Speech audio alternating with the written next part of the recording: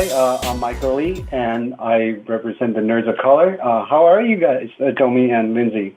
Good. I like your t-shirt. I was going to say, well done on the t-shirt. I haven't seen that design Thank you. yet. It's so cute.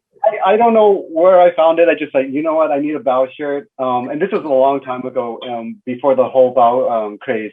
But also, I have to show you my love for like your short film. I have this as well. That's cute. I have that one as well. It's so cute. And then I also have this, the little film things that they had. I didn't know they sold that. That's so cute. Is that a Tsum Tsum? That is a Tsum Tsum. It is a Tsum Tsum, and it has like all the logos right there for each of the shorts. Oh, that's such a cool collection. I love it.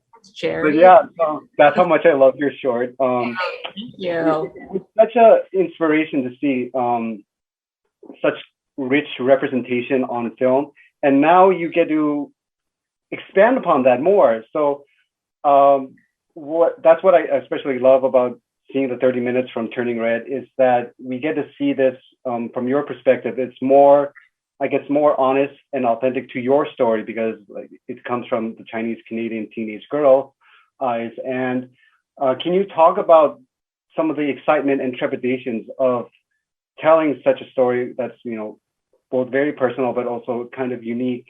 Yeah. I felt definitely a lot of responsibility and pressure in depicting, this story about this Chinese Canadian girl because there just isn't a lot of Asian representation still in our media. So, it's a big deal when a big Hollywood studio backs this movie. I also knew that, this is going to reach audiences who are unfamiliar with a Chinese household. And I was excited to like introduce people into this world. And, it was important for me from the very beginning to work with collaborators, creative collaborators who could also speak to that experience too. Julia Cho is our screenwriter and she's Korean American, but we spent so many like writing sessions going over all the times that our parents embarrassed us or our, even currently our own relationships with our parents and how that's going. So that was really helpful in diving deep into the themes of the movie. Rona Liu, our production designer, also of Bao. It was great to work with her again. And I knew I was in good hands when it came to the design of the world because I knew she would do her research. She would draw from her own life in in dressing, May's house and her bedroom just to make it feel like a real authentic Chinese immigrant household. So that was really important for me to have these collaborators from the very beginning. Yeah. So I wanted to just talk about the visual language of the film, specifically how it draws from anime influences. When I saw that opening, I kind of was reminded about that Cowboy Bebop Faye Valentine video documentary she did because she was recording herself as a kid and putting it in capsule sort of thing. So, and then there are the explosiveness from Sailor Moon and Dragon Ball Z. So I wanted to see what the experience has been like to expand upon those anime influences because there have been some in Bao and now you're doing it in this. So what is it like to expand upon that? And did you have to overcome any obstacles or challenges transferring 2D into a 3D world? Yeah.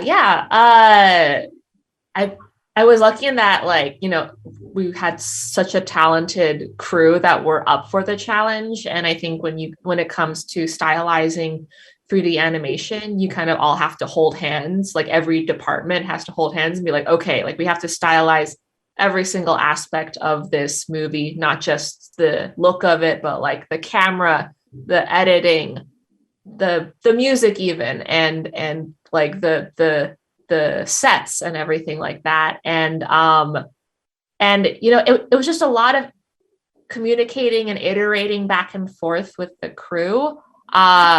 And also just stating from the very beginning that like we are not going to chase that 2D dragon. It's futile to try to replicate 2D exactly in 3D, because otherwise audiences will be like, well, why didn't you just make it in 2D if you're just going to try to copy that look exactly? So the big challenge was like, how do we take these like elements that we love about anime and then like translate that into a 3D kind of space, and what does that look like and what does that mean? And I think like it started with art and lighting and just trying to figure out like how do we stylize the world with lighting. So you saw in the presentation, like we came up with a way to like lift a lot of the colors in the background to really make the characters pop and give the whole world this like pastel-y, fresh,